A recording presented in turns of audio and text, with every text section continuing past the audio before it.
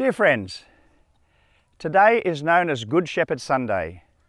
We reflect upon Jesus the Good Shepherd, prepared to lay down his life for his sheep. And of course yesterday we celebrated Anzac Day.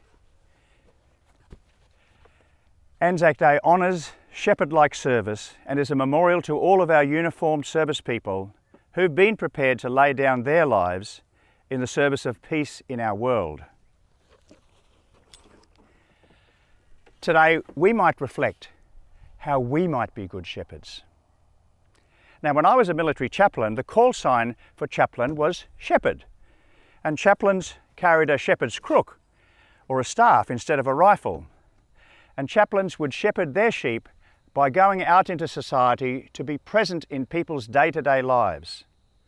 And of course, I was so fascinated by Jesus' regular use of this metaphor of shepherding that I actually established this flock. Here at our Veterans Retreat, we've been caring for these sheep along with many veterans. It's challenging work. They get sick and injured. They wander off and get lost. They then despair about being separated from their tribe. They get anxious of predators, and the shepherd must be present to guard them and to assure them. Shepherding of sheep or people can be messy and frustrating and requires love and patience and resilience.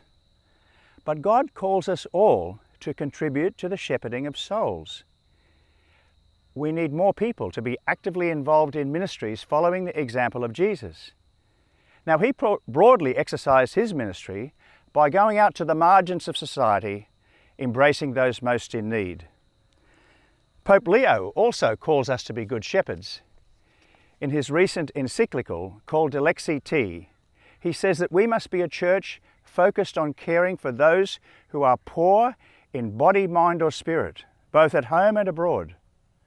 Now that might seem a bit risky, but we can get involved by following the compassion, the commitment and service that our Anzacs have witnessed to in missions of service as peacemakers.